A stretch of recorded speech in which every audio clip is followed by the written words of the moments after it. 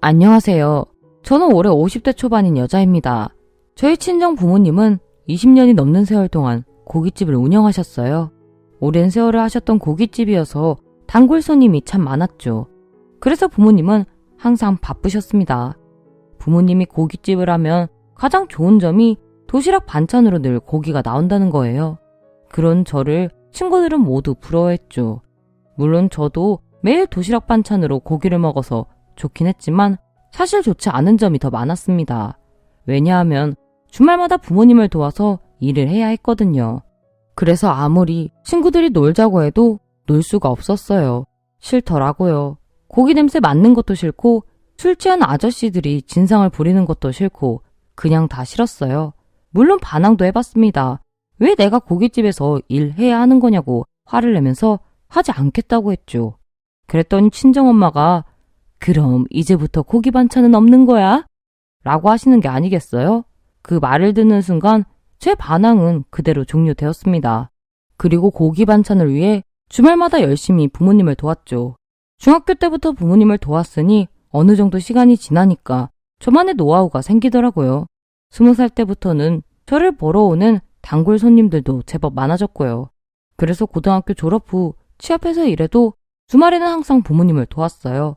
부모님의 고깃집이 더 잘 될 수 있도록 메뉴 개발도 했고요. 그런 저를 부모님은 기특해 하면서도 한편으로는 걱정하셨습니다. 다른 집 딸내미들은 다 시집가서 애 낳고 잘 사는데 저는 30이 다 될 때까지 결혼도 하지 않고 일만 하니까요. 친정엄마는 저에게 대놓고 이제 가게는 그만 신경 쓰고 시집이나 가라 라고 말씀하셨지만 저는 솔직히 결혼하는 것보다는 장사에 더 관심이 많아서 부모님에게 기술을 전수받은 뒤에 가게를 이어서 해보고 싶다고 했죠. 그러자 친정 부모님이 펄쩍 뛰시면서 절대로 안 된다고 하시는 거예요. 지금 돌이켜보면 하나밖에 없는 딸내미가 힘들고 고된 장사를 하는 걸 원하지 않으셨던 것 같습니다. 하지만 그때는 부모님의 마음을 모르고 왜 나는 안 되냐며 화를 냈죠. 그런 저에게 친정 부모님은 고깃집은 다른 사람에게 인수할 생각이니까 꿈도 꾸지 말라고 하셨어요. 그러던 중 친정 아버지가 중풍으로 쓰러지셨습니다. 거동은 물론이고 혼자 식사하는 것조차 어려웠던 친정 아버지는 고깃집을 하실 수 없었죠. 그렇다고 친정 엄마 혼자서 하기에는 무리가 있었어요. 그때 저는 부모님에게 잘할 수 있다고 말하면서 제가 물려받겠다고 했습니다. 솔직히 반대할 줄 알았는데 친정 엄마가 순순히 그러라고 하시더라고요. 그래서 바로 직장을 그만두고 부모님의 고깃집을 물려받았죠. 친정엄마는 아프신 친정아버지를 돌보셨고요. 그때 제 나이가 딱 30이었어요. 그게 무엇이든지 다 할 수 있을 것 같다는 자신감으로 똘똘 뭉친 나이였죠. 하지만 세상은 그리 호락호락하지 않았습니다. 제가 고깃집을 물려받기 무섭게 손님들이 떠나가기 시작했죠. 일주일에 2번 이상 오던 단골 손님들도 오지 않았습니다. 이유를 알기 위해서 단골 손님들에게 물어보니까 맛이 변했대요. 저는 분명 부모님이 하신 그대로 했는데 말이에요. 그때 처음 좌절감을 맛보았습니다. 괜히 호기롭게 덤벼들었다가 아주 큰 코 다친 거죠.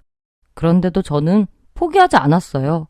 어떻게든 부모님에게 성공하는 모습을 보여주고 싶어서 한 달 동안 고깃집 운영을 중단하고 맛을 살리는 데만 집중했죠. 친정 엄마에게 물려받은 노하우를 다시 숙지하고 메뉴 개발에도 힘썼습니다.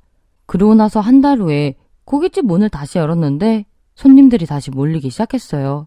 떠났던 단골 손님들도 다시 오셨고요.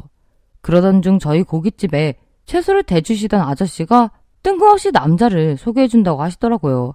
본인 채소 가게에 얼마 전에 온 직원인데 아주 싹싹하고 착하다고요. 이래만 몰두하고 싶어서 거절하려고 했는데 아저씨가 그 직원을 저희 고깃집으로 무작정 데리고 오셨어요. 어쩔 수 없이 저희 고깃집에서 함께 저녁을 먹으면서 이런저런 이야기를 나눴죠. 그런데 대화도 잘 통하고 생각하는 것도 비슷하더라고요. 공감대가 많아지니까 그 남자랑 대화하는 시간이 즐거웠죠. 그래서 헤어질 때 제가 먼저 우리 또 만날 수 있어요? 라고 물어봤어요. 그러자 남자가 기다렸다는 듯이 그럼요. 저도 은희 씨를 계속 만나보고 싶거든요. 라고 하더군요. 이후 저는 그 남자와 2번 정도 더 만나본 뒤에 연애를 시작했습니다. 그리고 연애한 지 7개월 만에 결혼 이야기가 나왔죠. 놀랍게도 결혼하자는 말을 먼저 꺼낸 것은 바로 저였어요. 만나면 만날수록 이 남자인 것 같다는 확신이 들었거든요. 그러나 그 사람은 저와 결혼하는 것을 머뭇거렸습니다. 혹시 내가 별로인가? 라는 생각이 들어서 솔직하게 이야기해보라고 했더니 결혼 자체에 관심이 없대요. 그 대답을 듣고 그럼 나 차인 건가? 싶었는데 일주일 후에 그 사람이 저에게 다시 결혼하자는 말을 꺼냈죠. 그래서 바로 저희 부모님에게 인사를 시켰습니다. 사실 저희 부모님은 그 사람을 마음에 들어하지 않으실 것 같았어요. 왜냐하면 그 사람이 고아였거든요. 그 사람은 아주 어렸을 때 보육원 앞에 버려졌다고 했습니다. 그런데 저희 부모님은 고아라는 사실을 아시고도 결혼을 허락해 주셨죠. 나중에 제가 이유를 물어봤더니 친정 엄마가 네가 좋다고 하면 엄마도 좋아 라고 하시더라고요. 그렇게 저는 35살에 결혼했습니다. 예상하셨다시피 그 사람이 바로 저희 남편이에요. 남편은 결혼하고 나서 채소 가게를 그만두고 저를 도와 고깃집을 운영했습니다. 남편은 참으로 다정한 사람이었죠. 집안일도 잘 도와주었어요. 그런 그 사람을 보면서 결혼하자마자 빨리 아이를 낳고 싶었는데 남편은 거부했습니다. 아니, 싫어했다고 표현하는 게 더 맞겠네요. 제가 남편에게 아이들을 싫어하는 거냐고 물었더니 그건 아니랍니다.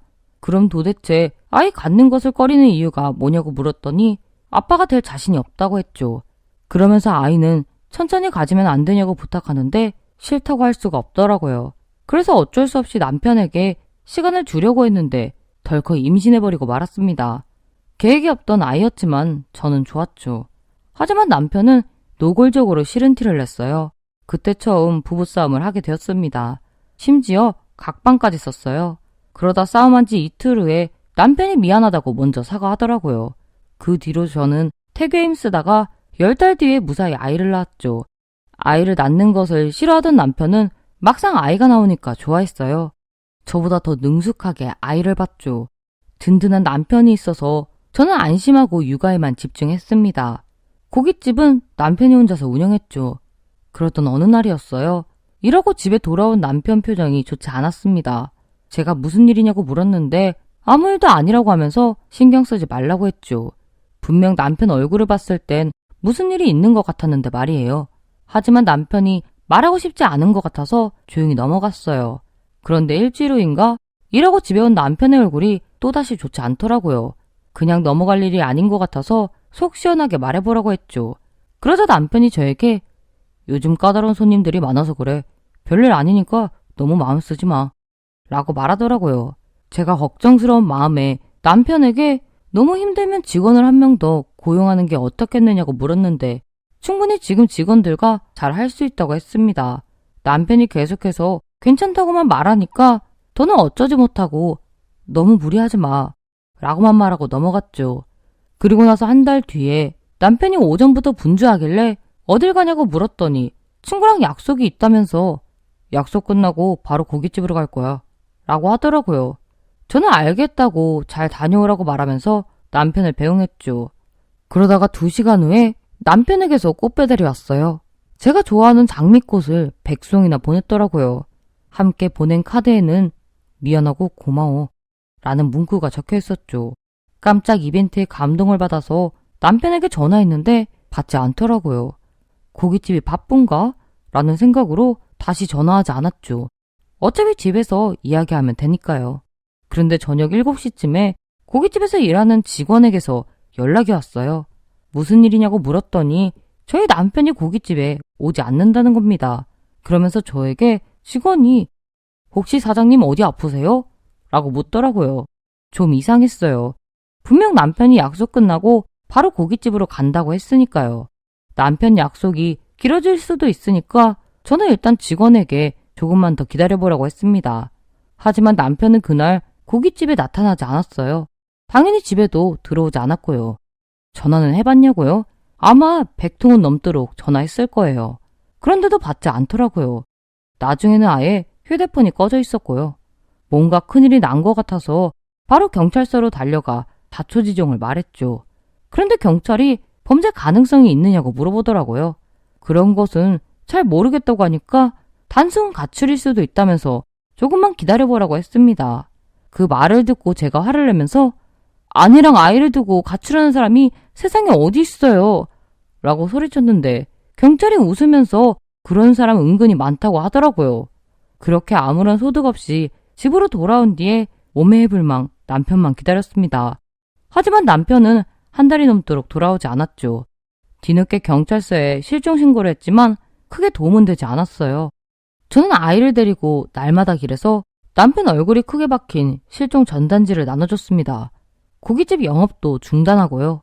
저희 친정 부모님도 저를 많이 도와주셨죠. 그러나 그것도 역시 큰 도움이 되지 않았습니다. 저만을 바라보는 어린 아들이 있었기에 언제까지나 남편만을 기다릴 수는 없었어요. 그래서 전단지 나눠주는 일을 중단하고 다시 고깃집 영업을 시작했죠. 그게 무엇이든 상관없이 분명 남편은 돌아올 거라고 믿으면서요. 저랑 아이를 두고 무책임하게 떠나버릴 사람이 아니었으니까요. 저는 남편을 기다리면서 정말 열심히 살았습니다.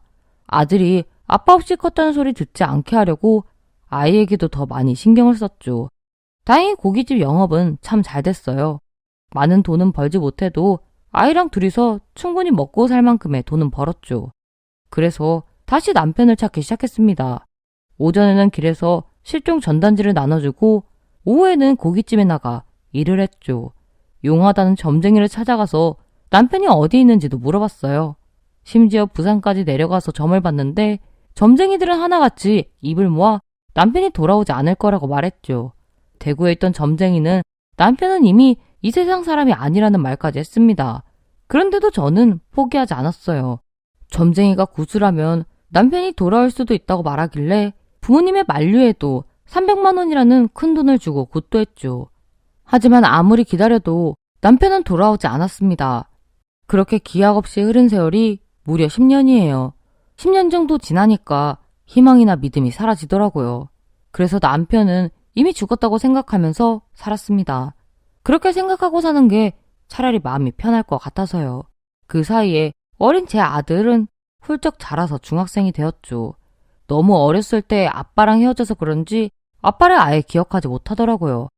그 기나긴 시간 동안 아빠 없이 자라게 해서 아들에게 미안했는데 아들은 오히려 제 보호자가 되어서 든든하게 저를 지켜주었죠.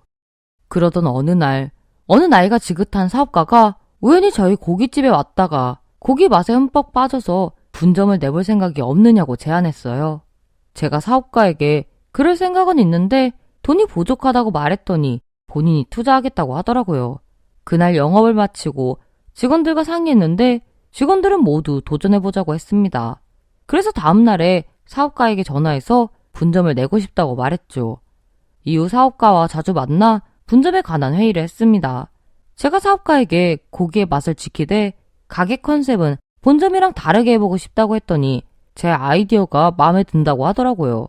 남편이 갑자기 사라지고 나서 웃을 일이 많이 없었는데 분점 이야기가 나오고 나서부터는 왠지 모르게 활기가 돋았죠.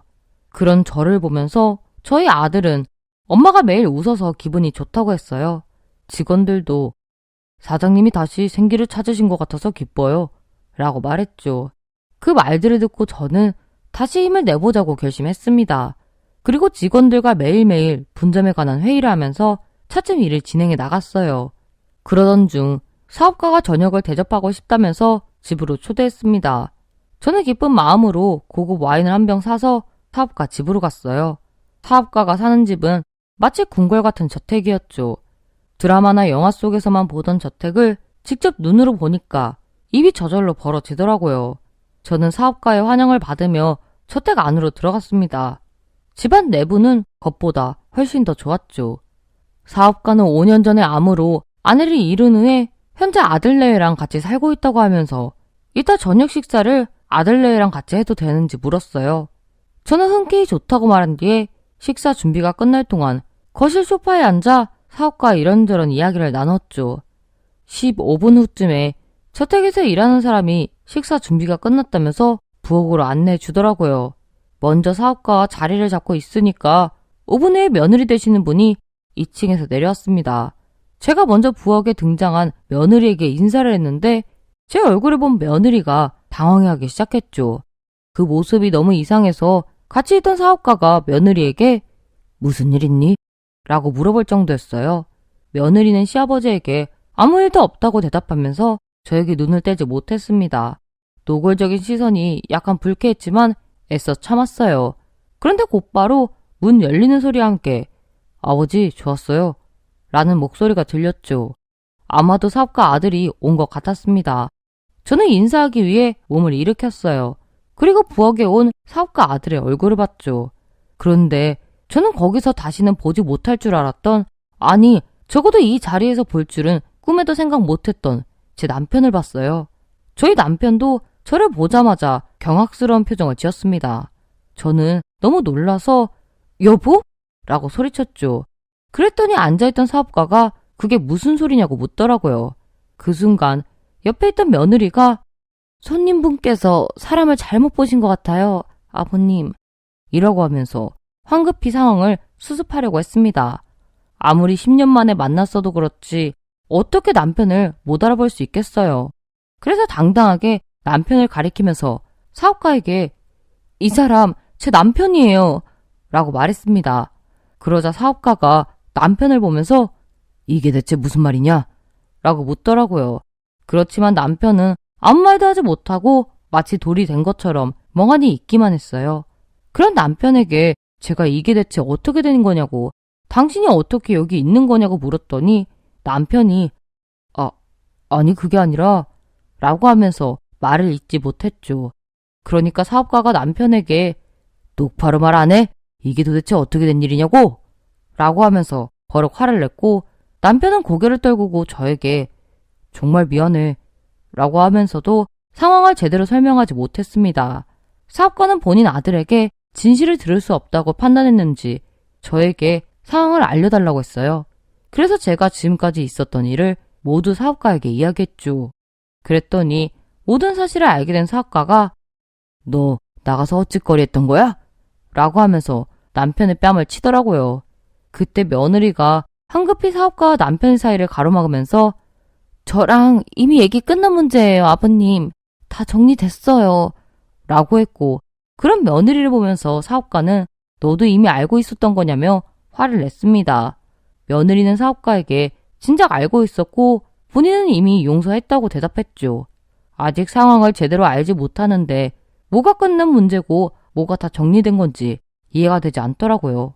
그래서 남편에게 당신 뭐야? 갑자기 사라져버린 이유가 저 여자 때문인 거야?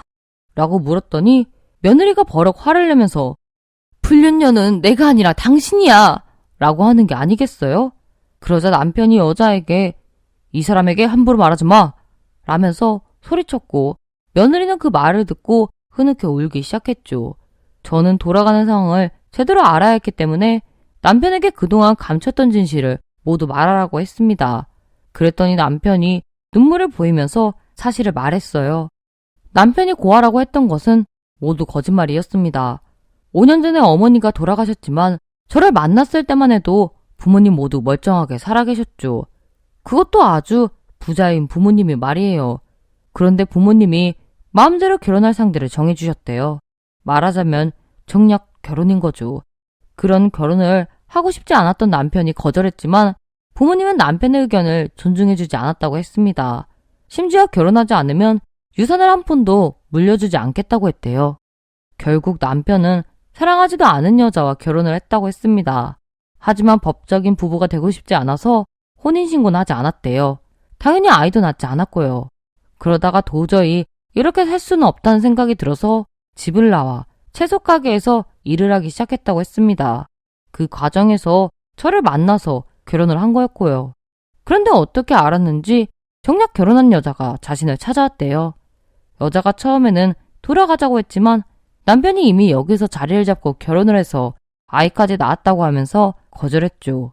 그 말을 들은 여자가 이 사실을 시부모님에게 모두 알리겠다고 하면서 남편에게 만약 시부모님이 이 사실을 알게 되면 당신은 유산을 한 푼도 받지 못할 거예요. 그래도 좋아요? 라고 물었대요. 차마 그래도 좋다는 말을 할 수 없었던 남편은 생각해보겠다고 했답니다. 남편이 사라졌던 당일에 만나기로 했다던 그 친구도 그 여자였어요. 그날 그 여자를 만나 돌아가겠다는 의사를 밝혔대요. 그러고 나서 미안한 마음에 저에게 꽃을 배달해주고 여자와 함께 집으로 돌아간 거였죠. 당연히 남편의 부모님은 이 사실을 알지 못했어요. 지금까지 아들이 가출했다가 마음을 다잡고 다시 돌아온 줄로만 알고 있었죠.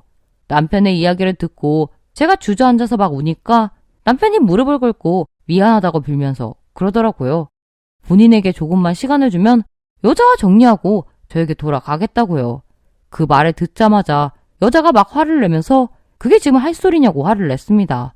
그랬더니 남편이 여자에게 나는 지금까지 당신을 사랑한 적이 단 한 번도 없어 라고 말했죠. 남편의 말이 상처가 됐는지 여자는 울면서 방으로 들어갔어요. 제가 눈물을 닦고 남편에게 그럼 왜 진작에 돌아오지 않았냐고 물으니까 입을 다문 채 아무 말도 하지 않더라고요. 그런 남편을 보면서 혹시 아버님 재산 때문에 그래? 라고 물었죠. 그랬더니 그런 건 아니고 라고 하면서도 제대로 말을 하지 못했습니다. 그 모습을 보면서 남편이 그동안 아버지에게서 받을 재산 때문에 죽은 사람처럼 지냈다는 사실을 다시 한번 깨달았죠. 저는 남편에게 지금이라도 이혼하자고 했습니다. 깨끗하게 정리해 줄 테니까 계속 여기서 살라고요.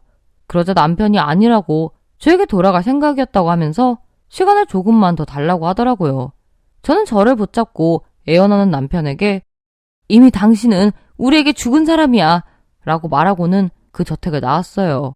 이후 남편이 고깃집에 찾아와서 용서해달라고 애원했지만 저는 단 한 번도 나랑 우리 아들이 어떻게 사는지 궁금하지 않았냐고 물었죠. 제 물음에 남편은 당연히 궁금했다고 하더라고요. 그런 남편에게 왜 그럼 찾아오지 않았어? 찾아와서 모든 사실을 말했어야지 라고 했더니 남편이 울면서 용기가 없어서 그러지 못했다고 정말 미안하다고 한 번만 용서해달라고 했습니다. 하지만 저는 이미 늦은 사과라고 대답하면서 받아주지 않았죠. 그랬더니 갑자기 태도를 바꾸면서 그럼 아들은 본인이 데려가겠다고 하는 게 아니겠어요? 10년 동안 모른 척 지낼 땐 언제고 이제 와서 왜 이러냐고 했더니 아들은 엄연히 본인 핏줄이래요. 그러니 본인이 키우는 게 당연하다고요. 제가 말도 안 되는 소리 하지 말라고 했더니 소송당해서 아들을 뺏기든지 본인을 다시 받아주든지 선택하라고 했습니다. 도저히 상식이 통하지 않을 것 같아서 남편에게 소금을 뿌리고 고깃집에서 쫓아냈죠. 그러고 나서 이틀 후에 남편의 부인이 찾아와서 저에게 지금까지 혼인신고도 못하고 살았지만 진심으로 사랑해서 참고 살았어요 라고 하면서 이혼해달라고 하더군요. 거의 애원하다시피 말하니까 마음이 좋지 않았지만 저에게 불륜녀라는 소리를 한 여자의 얼굴을 보고 싶지 않아서 그럴 생각이니까 다시는 찾아오지 말라고 하고 돌려보냈습니다. 저는 왠지 남편의 아버지도 저를 찾아올 것 같았는데 아니나 다를까 3일 후에 고깃집으로 오더라고요. 내심 제 아들을 달라고 할까봐 조마조마했는데 남편 아버지가 예상하지도 못했던 말을 꺼냈습니다. 먼저 저에게 무엇을 원하는지 묻길래 남편과 이혼하고 싶다고 했어요. 그랬더니 그렇게 되도록 도와주겠다고 하더군요. 그러면서 아들이 몇 살인지 묻길래 중학생이라고 했더니 사진을 한 번만 보여달라고 했습니다. 진심으로 손주의 얼굴을 보고 싶어 하는 것 같아서 사진을 보여줬더니 지혜비를 많이 닮았네 라고 하시더군요. 제가 남편의 아버지에게 아들은 절대 뺏기지 않을 거라고 했더니 데려갈 생각 없다고 하셨어요. 그런 남편의 아버지에게 남편 생각은 다른 것 같아요 라고 했더니 절대 그럴 일 만들지 않을 테니까 안심하라고 말씀하셨죠. 남편의 아버님이 다녀가고 나서 남편이 합의 이혼해주겠다는 뜻을 밝혔습니다. 양육비도 다달이 보내주겠다고 했고요. 아무래도 남편 아버지가 손을 쓴 것 같았죠. 저는 그렇게 남편과 합의 이혼했습니다. 따로 위자료는 받지 않았는데 남편 아버지가 아파트 한 채를 위자료로 주셨어요. 받고 싶지 않다고 말씀드렸는데도 주고 싶다고 하시더라고요. 그리고 고깃집 분점일도 그대로 진행하자고 하셨습니다. 저는 당연히 무산되는 줄 알았는데 계속해서 고깃집 분점에 투자하고 싶다고 하시더라고요. 그래서 계속 사업을 진행해서 6개월 안에 분점을 냈어요. 코로나 때문에 살짝 휘청거리긴 했지만 자리를 잘 잡아가는 중입니다. 남편은 아버지로부터 유산을 물려줄 수 없다는 통보를 받았나 봐요. 저를 찾아와서 아주 절박하게 우리 아버지 좀 대신 설득해줘 라고 하길래 당신 일이니까 당신이 알아서 하라고 했습니다. 솔직히 말해서 저는 속이 다 후련해요. 남편은 저를 진심으로 사랑한다고 했지만 아버지 유산 때문에 저랑 제 아들을 버린 걸 보면 진심이 아닌 것 같거든요. 제가 매몰차게 거절했더니 그 이후부터는 연락 한 번 없더라고요. 그 여자랑 혼인신고를 했는지도 알 수 없고요. 사실 어떻게 되든 관심 없어요. 황당한 일을 겪고 한동안은 힘들었지만 지금은 마음을 추스리고 일에만 전념하고 있습니다. 아들에게는 따로 사실을 말하지 않았어요. 사실을 알고 상처받는 것보다는 모르는 게 더 나을 것 같아서요. 나중에 언젠가는 알게 될 진실이지만 아직은 아닌 것 같습니다. 이렇게 모든 걸 익명으로 털어놓으니까 마음이 조금 가벼워지네요. 지금까지 제 이야기를 들어주셔서 감사해요. 다들 행복하세요. 안녕하세요. 저는 이제 결혼한 지 4년 된 30대 후반의 남자입니다. 아내는 저보다 무려 10살이나 어려요. 그리고 참 예쁘고 건강하고 밝은 사람입니다. 제 친구들은 저에게 전생에 나라를 구했냐며 부러워하지만 저에게도 말 못할 고충이 있었습니다. 바로 장인어른과의 문제였죠. 아내와 저는 10살 차이가 나고 저와 장인어른은 13살 차이가 납니다. 먼저 장인어른에 대해 이야기를 하자면 장인어른은 장모님과 재혼을 했어요.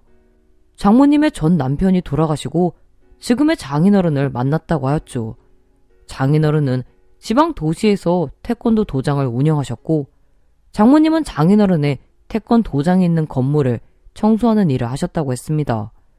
그렇게 서로 알게 되면서 장인어른은 장모님을 사랑하게 되었고 끈질기게 구애를 했다고 했죠.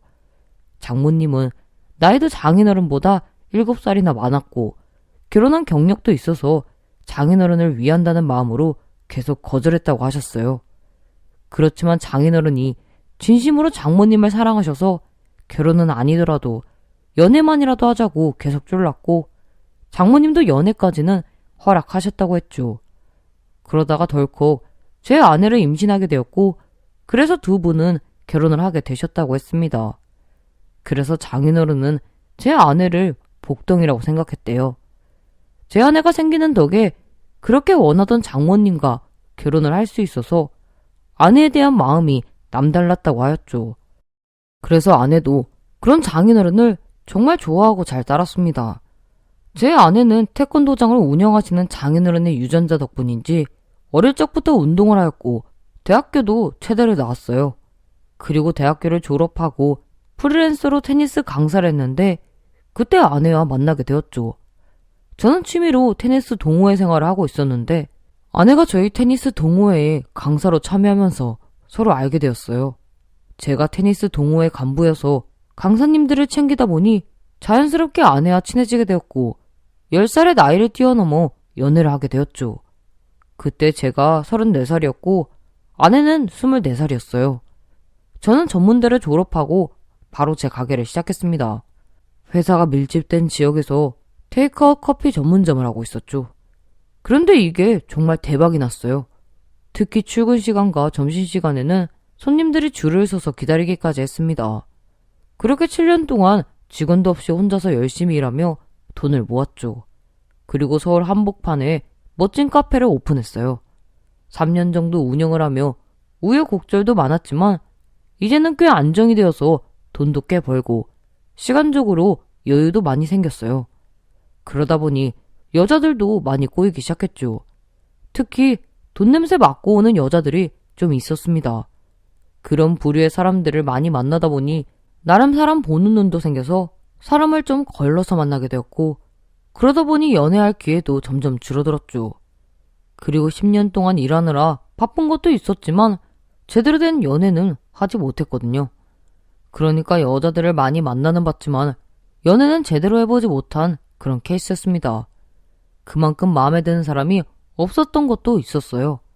그러다 보니 지금까지 여자친구 없이 지내며 기다리던 시간이 아까워서 더더욱 아무나 만날 수가 없었죠. 그때 지금의 아내를 만났어요. 정말 너무 순수한 그 모습에 반할 수밖에 없더라고요. 아내는 지금까지 제가 꿈꿔왔던 모든 것을 가지고 있었습니다. 저는 건강하고 운동을 좋아하는 여자, 그리고 이득을 따지기보다는 정이 많은 여자가 저의 이상형이었는데 제 아내가 딱 그랬어요. 그래서 연애를 시작하였죠. 정말 오랜만에 연애를 하게 되어서 설레이기도 했고 매일매일 행복했습니다. 그 당시 저와 아내는 결혼은 아예 생각도 하지 않고 있었어요. 그도 그럴 것이 아내는 이제 겨우 24살이었고 저도 너무 오랜만에 연애를 하는 것이라 결혼이라는 것은 저희에게 상당히 먼 이야기였죠. 그런데 아주 큰일이 생겼습니다. 바로 제 아내가 임신을 하게 된 것이었어요. 이미 결혼한 제 친구들은 제가 일부러 아내와 결혼하기 위해 임신부터 시켰다고 놀리면서도 이왕 이렇게 된 거 빨리 결혼하라고 조언했습니다. 그래서 결국 저와 아내는 급하게 결혼을 추진하였죠. 그리고 처음 장인어른을 만나러 가는 날이 되었습니다. 그날 정말 긴장을 심하게 했어요. 왜냐하면 아내가 임신 소식을 장인어른과 장모님에게 말한 날, 장모님은 눈물을 흘리셨다고 하고 장인어른은 태권도장에서 하루 종일 나오지를 않으셨다고 했거든요.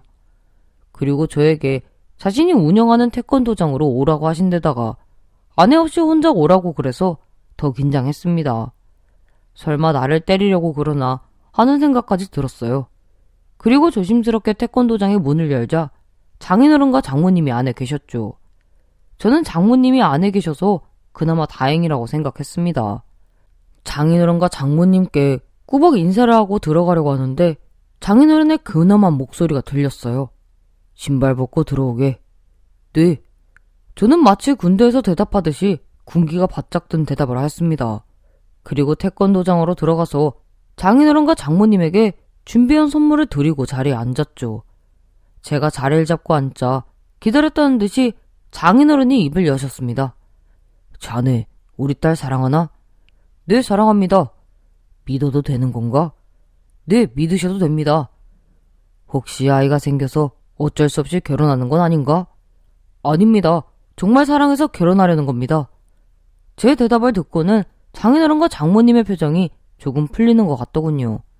그래서 저는 두 분께 저의 솔직한 심정을 말씀드렸습니다. 솔직히 임신하기 전까지는 결혼이라는 것 자체를 생각하지 않았습니다. 현주도 이제 겨우 24살이고 저희가 결혼을 전제로 사귄 것도 아니었으니까요. 그런데 아기가 생기고 결혼이라는 것이 현실로 다가오니 다른 생각은 들지 않았습니다. 무조건 현주와 결혼해서 아이도 현주도 평생 행복하게 해주고 싶다는 생각뿐이에요. 제 말을 들은 장인어른과 장모님은 고개를 끄덕이셨습니다. 그리고 장인어른이 저에게 말씀하셨죠. 자네가 이상하게 대답했으면 아주 홍군형을 내주려고 여기로 오라고 한 건데 자네의 솔직한 대답을 들으니 마음이 좀 놓이네. 안 그래요, 여보? 자네도 아는지 모르겠지만 우리도 현주가 먼저 생기고 결혼을 한 거여서 자네에게 뭐라고 할 처지는 아니지만 그때 자네 장인 될 사람은 현주가 생기는 것과는 별개로 나한테 결혼하자고 매일 졸랐었거든. 그래서 자네 마음을 확인해보고 싶었던 것 같네. 그러니 여기로 부른 거 너무 기분 나빠하지 말아줬으면 좋겠네. 장모님의 부드러운 말씀에 저도 경직됐던 마음이 많이 풀리게 되었고 정말 두 분이 제 아내를 많이 사랑하는 것 같아 부럽기도 하고 더 잘해야겠다는 생각도 들었습니다. 그렇게 장인어른과 장모님의 간단한 테스트도 통과하고 저희는 결혼을 하게 되었어요. 제 결혼식은 제 친구들 사이에서 많이 화제가 되었죠. 그런데 그 이유는 다른 게 아니라 장인어른 때문이었습니다.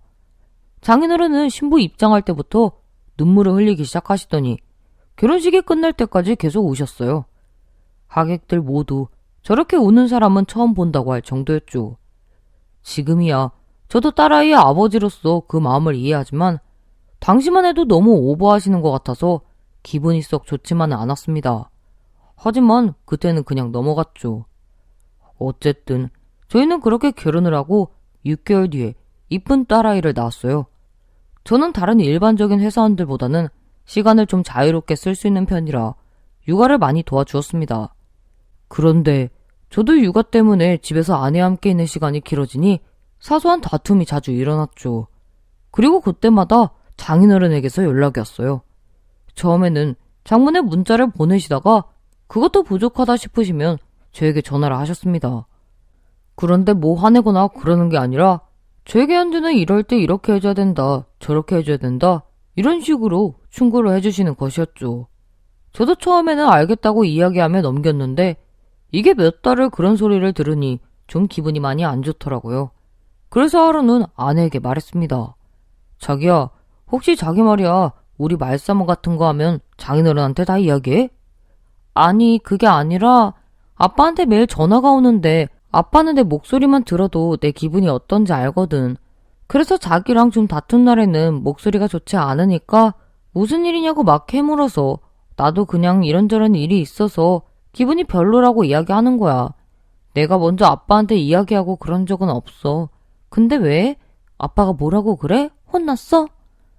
아니, 혼난 건 아니고 그냥 그런 날마다 연락하셔서 혹시 자기가 나랑 싸우면 장인 어른한테 연락하나 궁금해서 물어본 거야. 말은 그렇게 했지만 저는 아내가 장인 어른과의 연락을 좀 줄여줬으면 하는 바람이 있었습니다. 그렇지만 이야기를 들어보니 아내가 먼저 연락하는 것도 아니고 장인어른이 먼저 연락을 하는 것이니 답답할 따름이었죠. 그러던 어느 날 장인어른에게 또 전화가 왔어요. 장인어른은 저에게 자네가 돈 잘 버는 건 아는데 아껴서 저축을 할 줄 알아야 돼. 우리 현주는 어려서부터 근검절약이 몸에 배어서 되도록 싸고 질 좋은 제품을 사는데 자네는 너무 비싼 것만 사려고 하는 것 같아서 내가 말하는 거야. 라고 말씀하셨죠. 알고 보니 얼마 전에 유모차를 살 때 아내와 잠깐 말다툼을 했었는데 그것 때문에 그런 것 같았습니다. 저는 비싸더라도 유명한 외국 제품을 사자고 했고 아내는 좀 저렴한 국내 회사 제품을 사자고 해서 약간의 실랑이가 있었어요. 제 친구들이 저에게 말하기를 유모차를 끌고 돌아다니면 아줌마들끼리 어떤 유모차를 끌고 다니는지 유심히 본다고 그러더라고요. 마치 명품백을 매는 것처럼 여자들은 그런데 관심이 많다고 했죠. 그래서 저는 밖에서 다른 아줌마들에게 꿀리지 말라고 좋은 유모차를 사려고 하는 건데 아내는 제가 비싼 것만 좋아하는 사람이라는 식으로 이야기를 했는지 장인어른이 저에게 전화해서 저런 말씀을 하시는 겁니다. 평소 같았으면 그냥 내하고 넘어갔을 텐데 그날은 희한하게 못 참겠더라고요. 그래서 제가 장인어른에게 말했어요. 장인어른, 무슨 말씀이신진 잘 알겠는데요. 좋은 거 사고 좋은 거 먹으려고 돈 버는 거 아닙니까? 저도 충분히 생각하고 결정한 겁니다. 그러니 너무 걱정하지 마세요. 그래서 장인어른은 약간은 기분이 나쁘다는 말투로 저에게 말했죠. 내가 자네 돈 쓰는 것 때문에 이러는 건가? 자네가 현주한테 한 행동 때문에 그러는 거야. 장인어른, 저 현주한테 누구보다 잘하려고 노력하고 있습니다. 그렇게 노력하는데 매번 전화할 때마다 현주 목소리가 그렇게 죽상인가? 장인어른도 장모님이랑 다투실 때 있잖아요. 저희도 24시간 365일 행복할 수는 없어요. 싸울 때도 있고 화날 때도 있고 그러는 거 아니에요? 현주는 나랑 있을 때 한 번도 화낸 적 없고 나도 현주한테 한 번도 뭐라고 한 적 없네. 그런데 자네랑 있으면 매번 싸우고 이게 뭐 하는 건가? 저는 순간 숨이 턱 막히는 것을 느꼈습니다. 장인어른과의 대화가 통하지 않는다는 것을 느꼈죠. 그래서 그냥 죄송하다고 하고 전화를 끊어버렸어요. 그리고 집에 가니 아내가 저에게 장인어른과 무슨 일이 있었길래 친정에서 당장 짐 싸들고 집으로 오라고 하냐며 묻더라고요. 아무리 그래도 그렇지 제가 말대답 좀 했다고 아내를 친정으로 오라고 하다니 어이가 없고 화가 났습니다. 그래도 아내 앞에서 어떻게 장인어른 흉을 보겠습니까? 그냥 별일 아니니 걱정하지 말고 친정 갈 생각은 절대 하지 말라고 이야기했죠. 그리고 며칠 후에 아내가 저에게 조심스럽게 물었어요. 자기야, 나 다음 주말에 친구들이랑 여행 가도 돼? 매일 애기랑 집에만 있으니까 너무 갑갑해서 그래. 길게는 안 가고 그냥 근처에서 1박만 하고 오고 싶은데 그래도 돼? 저는 고민 없이 대답했죠. 당연히 가도 되지. 뭘 그렇게 미안해하면서 이야기해. 나랑 애기 걱정은 하지 말고 가서 편하게 놀다 와. 그러자 아내가 아이처럼 좋아하더라고요. 아내의 그런 모습을 보고 저는 그 여행을 위해 호텔까지 제가 다 예약을 해주었습니다. 아내는 너무 신나서 여행 가기 며칠 전부터 단단히 들떠 있었죠. 제가 잠시 아이를 봐주는 사이 백화점으로 가서 여행 때 입을 옷을 사고 인터넷으로 맛집을 검색하여 리스트까지 만들었어요. 그렇게 아내는 저와 아이를 잠시 남겨두고 친구들과 여행을 떠났습니다. 물론 주말 내내 저는 집에서 아이와 함께 있었지만 그렇게 나쁘지 않았어요. 아내가 아이 먹을 밥 같은 것은 미리 다 해놨고 주말 중에 하루는 저희 부모님이 오기로 해서 별 걱정은 없었죠. 아내가 여행을 떠난 날 저는 아이를 재우고 집안 청소하고 있었습니다. 그리고 여기저기 쓸고 닦다가 빈방에 어지럽게 쌓여있는 짐들을 발견했어요. 저는 짐들을 정리하다가 처음 보는 상자 하나를 발견했죠. 색깔이 알록달록한 게 누가 봐도 선물 같은 것을 담은 상자라는 것을 알 수 있었습니다. 저는 처음 보는 것이기 때문에 아내의 것이라고 생각했고 아내가 예전에 나 아닌 다른 사람에게 받은 선물이겠거니 하고 생각했어요. 혹시 전 연인한테 받은 걸까? 라는 생각이 들더라고요. 상자를 보니 자물쇠가 채워져 있지도 않고 짐들 속에 놓은 걸 보니 별로 숨기려는 의도도 없는 것 같았죠. 그래서 저는 상자를 열어보았습니다. 그 안에는 앨범이 하나 들어있었어요. 앨범을 여니 가장 먼저 제 아내의 탯줄이 보였습니다. 그리고 투박한 글씨로 그 밑에 현주 탯줄이라는 글귀가 적혀 있었어요.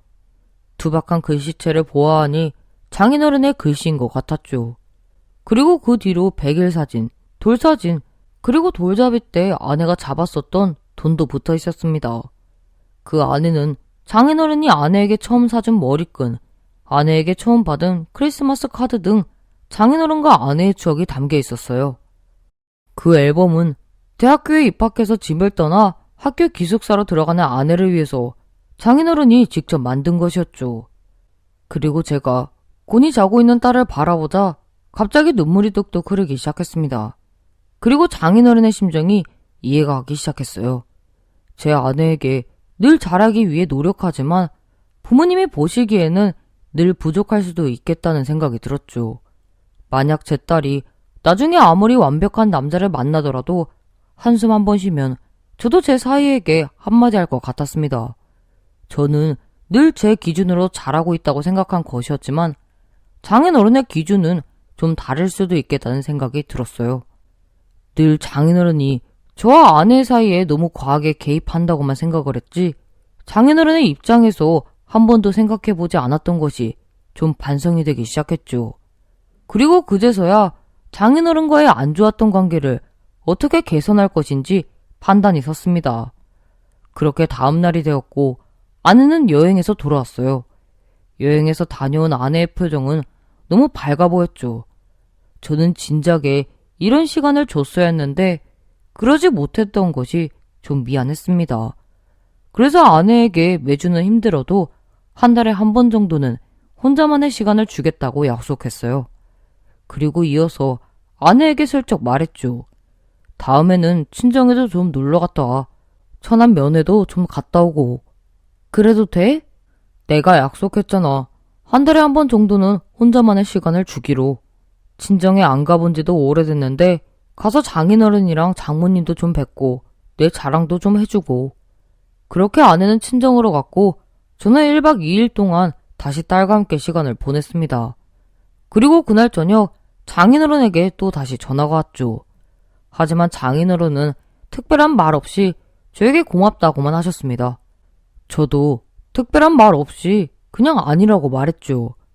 불만을 표현할 때는 서로 그렇게 말이 많았었는데 고마움을 표현할 때는 말이 줄어들더라고요.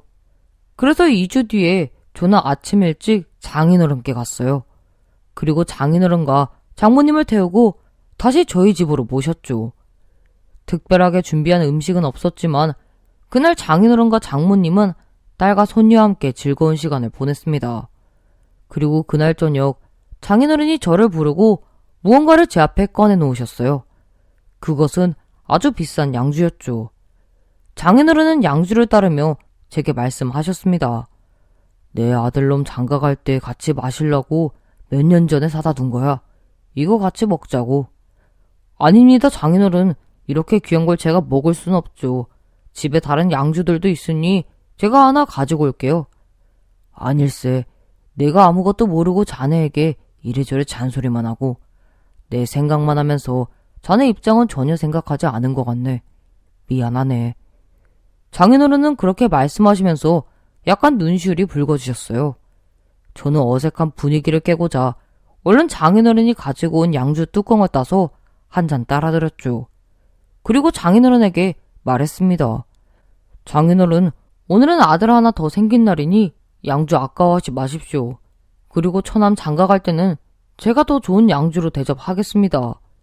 그렇게 밤이 늦도록 저는 장인어른과 술을 마셨고 장인어른은 살짝 취하신 것 같았습니다. 그래서 빈 방에 이부자리를 깔아드리고 장모님과 장인어른을 그 방으로 모셨어요. 그리고 아내와 함께 남은 술을 비우며 즐겁게 시간을 보내고 있었죠.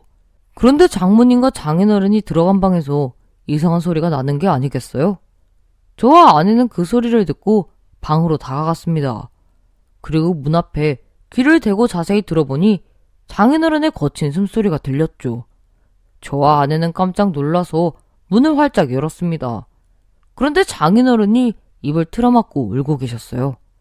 그리고 그 모습을 본 아내가 놀라 장인어른에게 말했습니다. 아빠, 왜 그래? 무슨 일이야? 하지만 장인어른은 말도 못하시고 계속 우시는 것이었죠. 그리고 그때 장인어른 앞에 놓여있는 앨범이 제 눈에 들어왔어요. 그래서 저는 조용히 장인어른에게 휴지를 드렸습니다. 장인어른은 눈물을 닦고 좀 진정을 하시고는 저에게 말씀하셨죠. 내가 정말 사람을 몰라봐도 너무 몰라본 것 같네. 미안하네.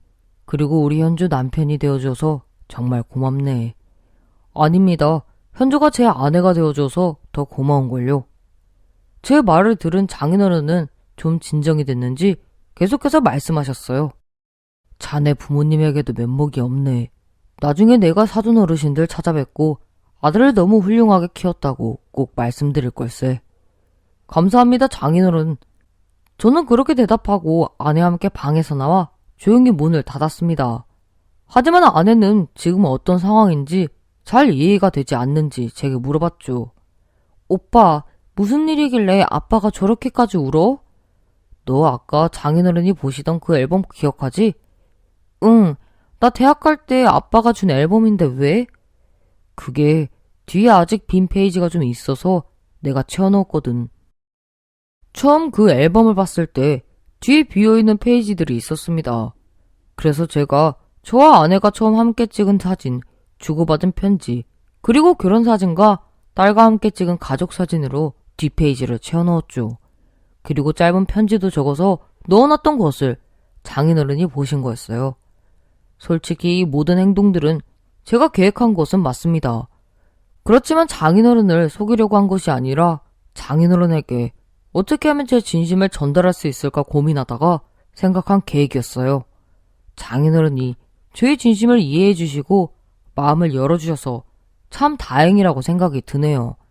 자칫 잘못했으면 장인어른과 계속 다투고 오해가 쌓일 수도 있었을 텐데 장인어른이 아내에 대한 사랑으로 남겨준 그 앨범으로 인해서 장인어른의 마음을 이해할 수 있었고 장인어른도 저의 마음을 이해해 주셔서 얼마나 감사한지 모릅니다.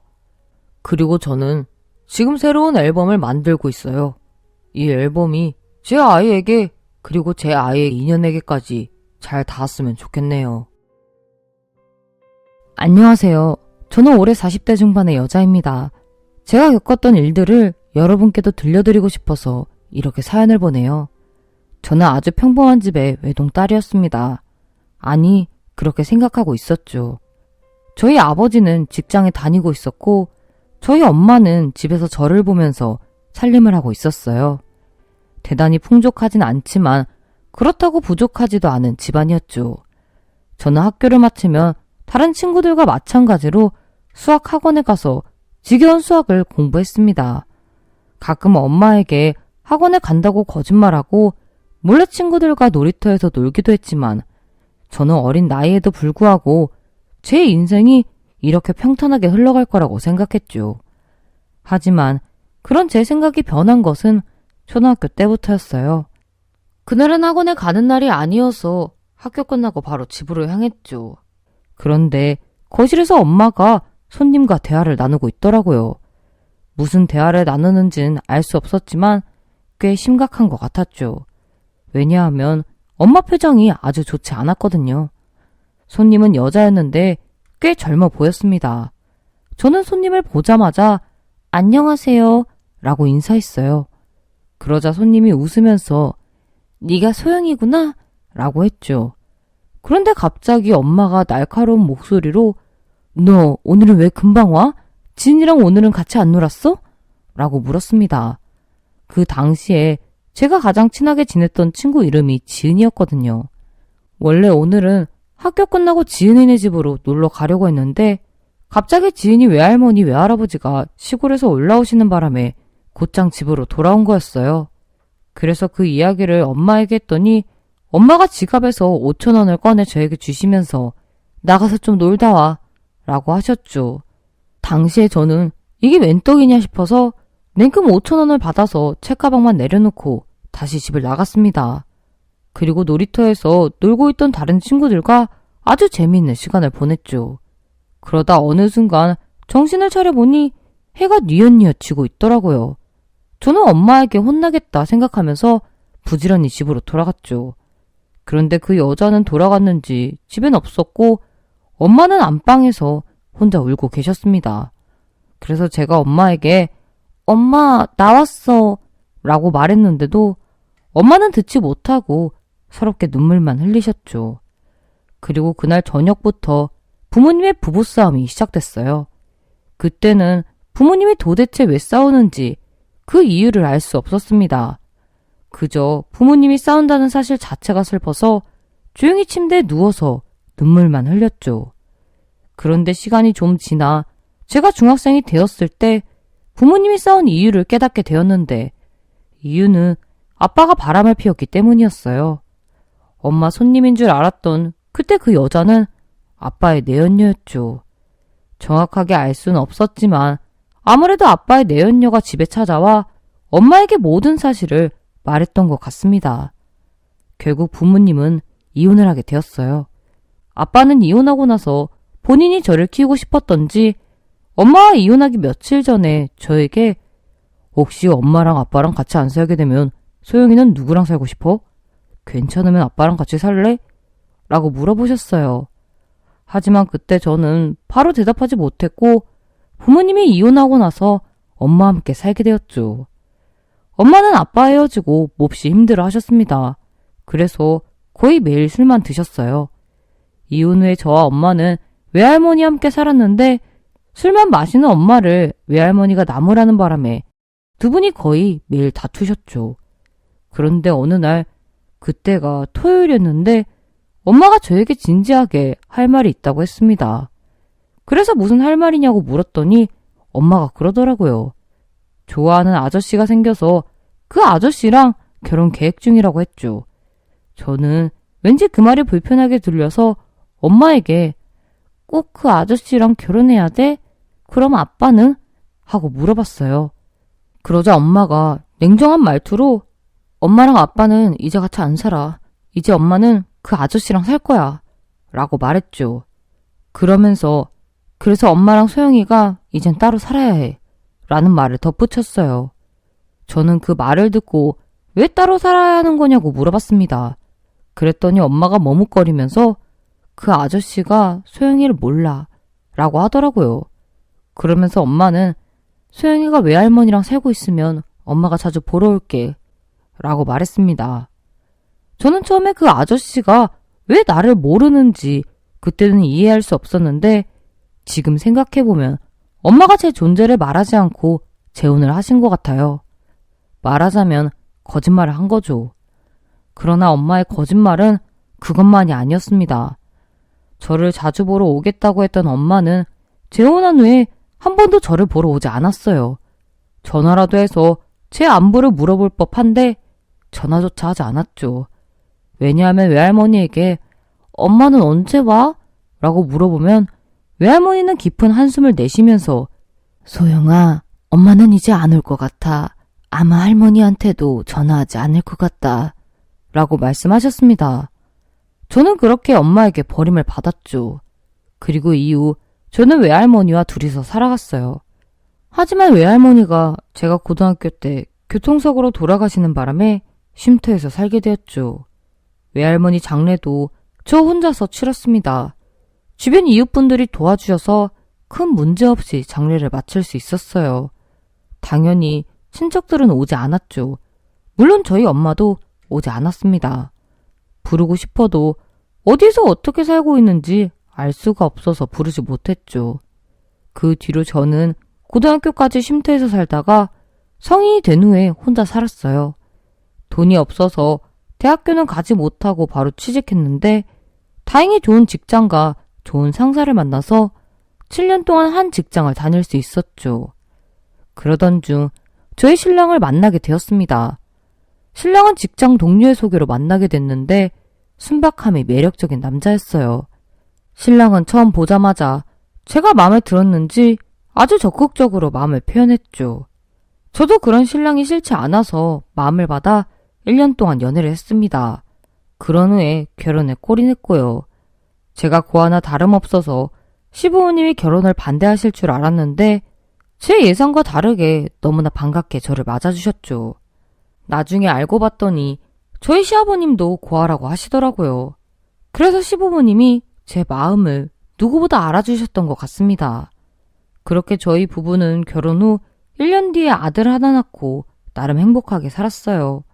시부모님도 저에게 정말 많이 잘해주셨죠. 부모님과 이혼하고 엄마에게 버림받으면서 나름 혹독한 삶을 살았는데 결혼하고 나서부터는 꿈만 같았습니다. 내가 이런 인생을 살아도 되나? 라는 생각이 들 정도로 행복했죠. 하지만 제가 전생에 큰 죄를 지었는지 신은 제가 행복하도록 내버려두지 않았어요. 어느 이른 새벽 갑자기 표현할 수 없을 정도의 극심한 복통이 찾아왔고 저는 신랑과 함께 구급차를 타고 응급실로 갔습니다. 검사 결과 위암이었죠. 이미 꽤 진행된 상태라서 수술이 어려웠어요. 그래서 저는 바로 입원해서 일주일 후에 수술을 받았는데 완전하게 암을 절제하진 못했습니다. 암 덩어리 중 일부가 위험한 위치에 있었거든요. 하는 수 없이 계속 항암 치료와 방사성 치료를 받았죠. 정말 그 과정이 말도 못하게 힘들어서 포기하고 싶었던 순간이 여러 번이었지만 가족만을 생각하며 참고 버텼어요. 그러던 어느 날 병원에서 이모님을 우연히 만나게 되었습니다. 친구 병문안을 왔다가 이모님이 산책하던 저를 알아보신 거였죠. 이모님은 저희 엄마의 여동생이었는데 부모님이 이혼하고 나서 단 한 번도 얼굴을 보지 못했어요. 그래서 외할머니가 돌아가셨을 때도 연락하지 못했습니다. 하지만 이모님은 외할머니가 돌아가신 것을 이미 알고 계셨죠. 아마도 동네 어르신들이 이모님에게 알려주신 모양이더라고요.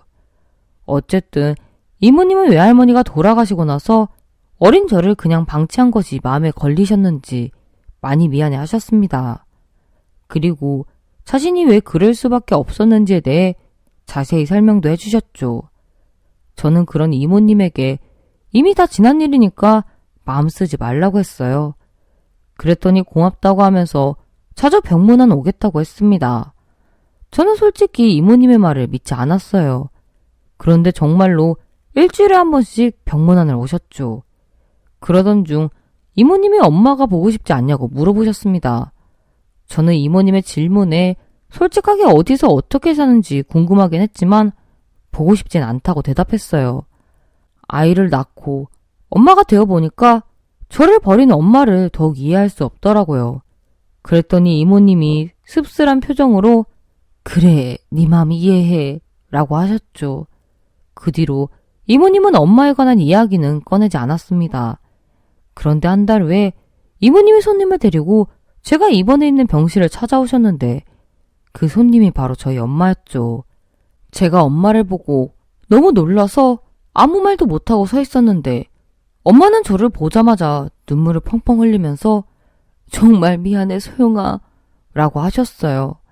하지만 저는 어딘지 모르게 엄마가 불편했죠. 그때 제가 힘든 항암 치료를 받고 있어서 예민하기도 했고요. 그래서 엄마에게 당장 나가라고 고래고래 소리를 질렀습니다. 그런데 그래도 엄마가 나가지 않더라고요. 그래서 보이는 물건을 엄마에게 집어 던졌죠. 그러자 옆에 있던 신랑이 저절로 엄마와 이모님을 데리고 병실을 나갔어요. 그래서 제가 나중에 이모님께 전화해서 그동안 엄마랑 연락하고 지냈던 거냐고 물었더니 그건 아니라고 했습니다. 지금까지 엄마 소식도 알지 못하고 지냈는데 6개월 전에 엄마가 먼저 이모님에게 연락했대요. 그래서 간간히 안부만 묻고 지냈다고 했죠. 저는 이모님에게 도대체 엄마에게 왜 사실을 말한 거냐고 물었습니다. 그랬더니 이모님이 딸 자식 버리고 떠난 엄마를 깨우쳐주고 싶어서 제가 아픈 사실을 말한 거라고 했어요. 저는 그 마음을 알겠지만 2번 다시는 엄마를 데리고 오지 말라고 했죠. 이후에 이모님이 엄마를 데리고 오는 일은 없었는데 대신 엄마가 2발로 저를 찾아왔습니다. 다른 남자와 재혼하기 위해 딸이 있는 것도 속이고 떠났으면서 무슨 바람이 불었는지 하루가 멀다고 저를 찾아오기 시작했죠. 저는 그런 엄마에게 다시는 찾아오지 말라고 화를 냈지만 엄마는 제 말을 못 들은 척하면서 계속해서 병원에 찾아왔습니다. 언제 한 번은 저를 위해서 반찬을 직접 해서 가지고 오셨는데 제가 어렸을 때 즐겨 먹었던 오징어채 볶음이 있었죠. 제가 매운 것을 잘 먹지 못해서 엄마가 고추장이 아닌 간장으로 오징어채 볶음을 해주셨거든요. 사실 엄마는 미웠지만 그 맛은 잊을 수 없었습니다. 그래서 제 아들에게 해주고 싶어서 나름대로 레시피를 인터넷에서 찾아봐서 만들어봤지만 엄마의 맛이 나오지 않았죠. 하지만 엄마 앞에서는 먹고 싶지 않아서 도로 가져가라고 했어요. 그러자 엄마가 나중에 먹으라고 하면서 반찬을 두고 가셨습니다. 저는 엄마가 돌아가고 나서 반찬을 먹어봤죠. 예전 그 맛 그대로더라고요. 그래서 제가 반찬을 먹으면서 펑펑 우니까 옆에 있던 신랑이 어머니 보고 싶었잖아. 그냥 솔직하게 그렇다고 말해도 돼. 라고 말했습니다. 저는 신랑의 그 한마디에 그제야 제가 엄마를 몹시 그리워하고 있었다는 사실을 깨닫게 되었죠. 엄마가 미웠던 만큼 엄마를 보고 싶어 했다는 사실도 알게 되었어요. 그래서 엄마가 다시 병원에 왔을 때 왜 나를 버리고 갔는지 솔직하게 말해달라고 했습니다. 그러자 엄마가 행복하게 살고 싶어서 그랬다고 하더라고요. 자신을 배신하고 다른 여자와 불륜을 저지른 아빠에게 보란듯이 행복하게 사는 모습을 보여주고 싶었다고요. 그런데 그 남자에게 차마 딸이 있다는 사실을 말할 수가 없었대요. 그 사실을 알면 남자가 자신을 떠날 줄 알았다고 했죠. 그래서 고민하다가 저를 외할머니에게 맡기고 재혼한 거라고 했습니다. 저는 엄마에게 나 버리고 간 거 후회하지 않냐고 물었어요. 그랬더니 내내 후회했다고 하더라고요. 돌이킬 수 있다면 돌이키고 싶었고요. 하지만 돌이키기에는 너무 먼 길을 와서 그럴 수 없었다고 했습니다. 저는 그 말을 듣고도 엄마를 이해할 수 없었지만 그럼에도 불구하고 그리웠던 것은 사실이기에 이후부터 엄마에게 냉정하게 굴지 않았어요. 제가 어느 정도 마음이 누그러진 것을 아는 엄마도 매일매일 찾아와 제 병간호를 해주셨죠. 그렇게 엄마의 병 간호를 받으니까 다시 어렸을 때로 돌아간 것 같아서 좋더라고요. 사실 신랑이 병 간호를 해줄 땐 아프면 아프다고 힘들면 힘들다고 솔직하게 말하지 못했는데 엄마가 병 간호를 해주니까 마음껏 응석 부릴 수 있어서 좋았어요. 제 마음을 읽었는지 신랑도 저에게 요즘 점점 아기가 돼가는 것 같아 당신 이라고 말했죠. 하지만 신랑은 제가 엄마를 다시 만난 것에 대해 저 못지않게 기뻐했습니다. 그런데 어느 순간부터 신랑이 변하기 시작했어요. 처음에는 저에게 장모님이 굳이 매일 병원에 올 필요 있을까? 라고 하면서 한 달에 한 번씩만 오시도록 하자는 거였죠. 처음에 저는 신랑이 엄마를 생각해서 그러는 줄 알았습니다. 매일매일 저를 병간호하는 엄마가 힘들까 봐요. 평일에는 신랑이 직장을 다니고 있어서 주로 저녁에만 병원에 오고 낮에는 저 혼자 있었거든요. 그래서 24시간 저를 케어해주는 엄마에게 너무 많이 의지했던 것 같아서 처음에 남편 말대로 엄마에게 한 달에 한 번씩만 오라고 했습니다. 그랬더니 엄마가 싫다고 매일매일 오겠다고 하더라고요. 엄마가 강하게 거절하니까 저는 어쩌지 못하고 그렇게 하시도록 놔뒀는데 신랑은 계속해서 엄마가 병원에 오지 못하게 하라고 했어요. 신랑이 하도 그러니까 저는 약간 짜증이 나기 시작했죠. 그래서 남편에게 요즘 당신 왜 그래? 갑자기 우리 엄마가 불편해진 거야? 라고 물어봤습니다. 그러자 신랑이 그런 건 아니고 라고 하면서 말끝을 흐리더라고요. 그래서 그 모습을 보고 신랑에게 뭐가 그런 게 아니야. 우리 엄마가 불편해서 그러는 거지. 그래서 지금 못 오게 막는 거지.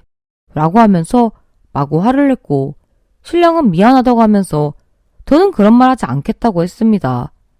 그런데 제 담당 의사 선생님이 저에게 어머님은 매일 병원에 오시는 건가요? 라고 묻는 거예요. 제가 그렇다고 대답했더니 시어머님이 아니라 친정 어머니이신 거죠? 라고 다시 되물었죠.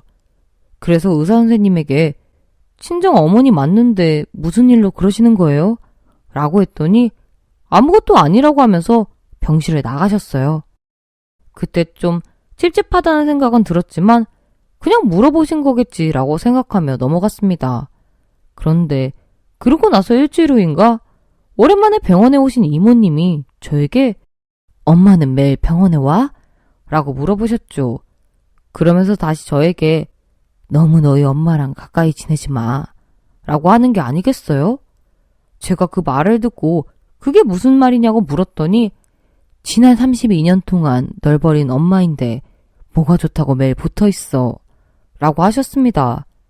저는 그 말을 듣고 너무 화가 나서 이모님에게 엄마가 나를 버린 게 맞지만 이미 다 용서했다고 말했어요.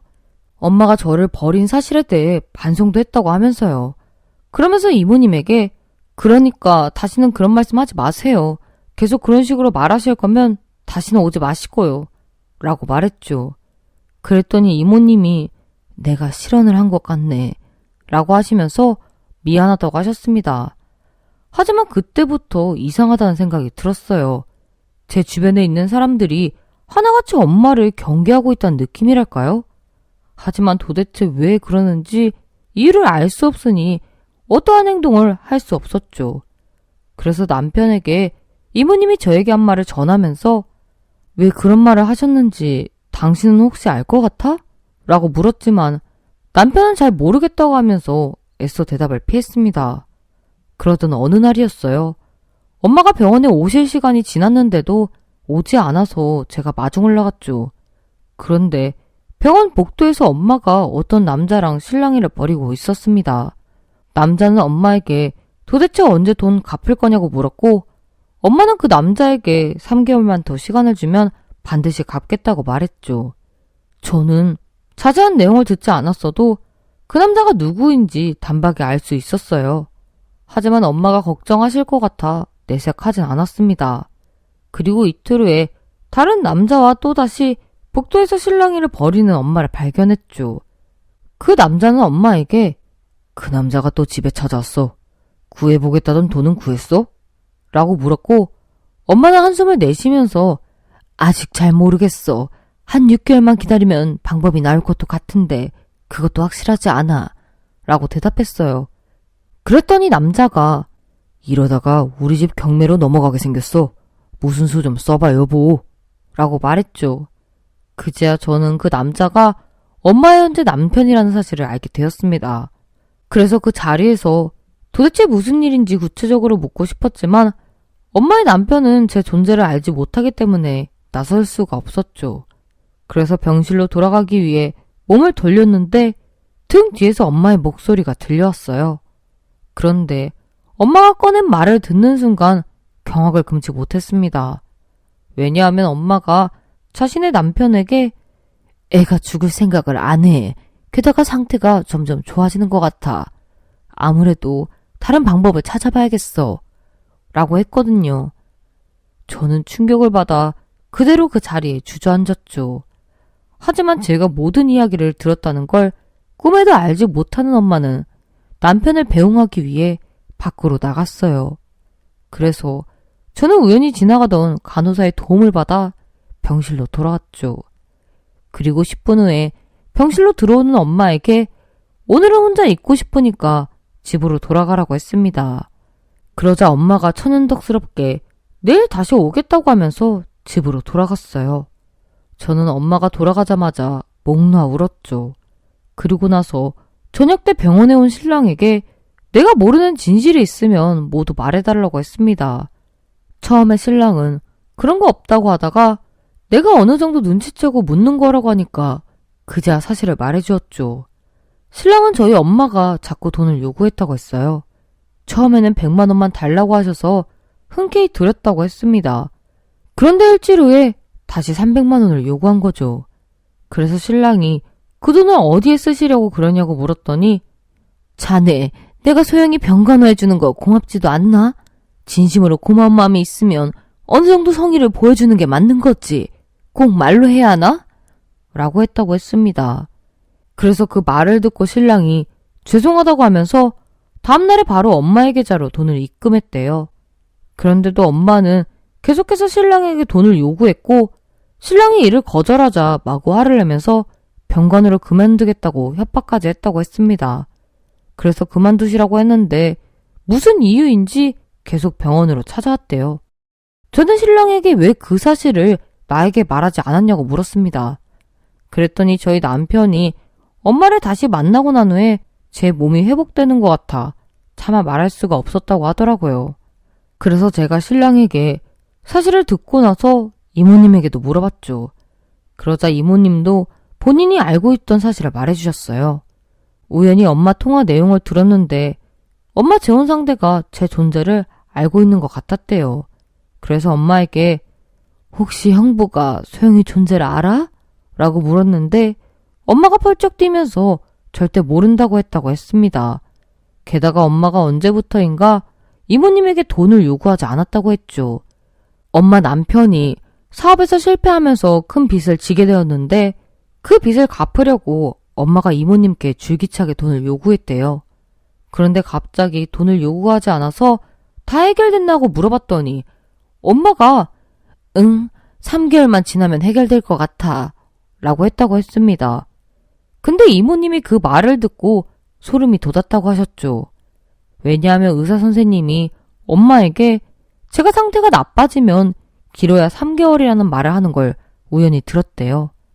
그래서 이모님이 저한테 엄마랑 너무 가까이 지내지 말라고 하신 거였죠. 제가 그 말을 듣고 의사 선생님에게도 물어봤는데 엄마가 담당이를 찾아가서 제 상태가 얼마나 안 좋은지를 물었다고 했습니다. 의사 선생님은 처음에는 딸이 걱정돼서 물어보는 줄 알았는데 엄마가 자꾸만 제가 안 좋아지면 얼마나 살 수 있느냐는 질문만 하셨대요. 그래서 왠지 찝찝한 마음에 저에게 친정 어머니가 맞냐는 질문을 하신 거였죠. 저는 이렇게 사실을 알게 된 이상 그냥 넘어갈 수가 없었습니다. 그래서 이모님과 신랑을 모두 병원에 있게 한 후에 엄마를 기다렸어요. 엄마는 언제나 그랬듯이 오전에 병원으로 오셨죠. 저는 엄마에게 왜 담당이한테 내가 얼마나 살 수 있는지를 물어봤냐고 물었습니다. 그러자 엄마가 제가 걱정되어서 물어봤다고 천연덕스럽게 말하더라고요. 그래서 왜 신랑에게 계속해서 돈을 요구한 거냐고 물었더니 신랑이 바로 앞에 있는데도 내가 요구한 거 아니야. 정서방이 먼저 나한테 돈을 줬어. 라는 거짓말을 했어요. 그 말을 듣고 이모님이 언니, 형부가 소영이 존재를 알고 있지? 근데 왜 모른다고 거짓말했어? 라고 물었는데 끝까지 모른다고 대답했죠. 그래서 제가 도저히 그냥 듣고 있을 수가 없어서 저번에 우연히 엄마랑 엄마 남편이 복도에서 나누는 대화를 들었다고 했습니다. 그러자 엄마가 더 이상 아무 말도 하지 않았죠. 결국 엄마는 돈 때문에 33년 만에 다시 나타난 거였어요. 제가 죽으면 사망보험금이 나오니까 그 돈을 기대했던 거죠. 저는 엄마의 그런 태도에 너무 어이가 없어서 도저히 말이 나오지 않았습니다. 결국 제 표정을 본 이모님이 언니는 사람이 아니야. 악마야. 라고 하면서 제 앞에 나타나지 말라고 소리쳤죠. 그러자 엄마는 저희를 한 번씩 흘겨보고는 병실을 나가셨어요. 이모님 말씀대로 엄마는 더 이상 엄마가 아닌 악마였던 거죠. 그 뒤로 엄마는 다시는 저를 찾아오지 않았습니다. 엄마가 빚을 결국 갚았는지는 알 수 없지만 제 생각에는 못 갚았을 것 같아요. 아마 지금도 빚쟁이들에게서 도망다니며 이곳저곳에서 돈을 구하고 있겠죠. 저는 솔직히 엄마가 평생 그렇게 살았으면 좋겠네요. 그리고 저에게 상처를 준 만큼 벌도 받았으면 좋겠습니다. 이렇게 털어놓고 나니 마음이 한결 편해지네요. 지금까지 제 이야기를 들어주셔서 감사합니다. 안녕하세요. 저는 올해 50대 중반의 여자입니다. 제가 겪은 기막힌 일들을 말하고 싶어서 이렇게 사연을 보내요. 일단 저희 부부는 모두 재혼을 했습니다. 저는 제가 살면서 결혼을 2번이나 할 줄은 꿈에도 몰랐는데 어떻게 하다 보니 이렇게 되었죠.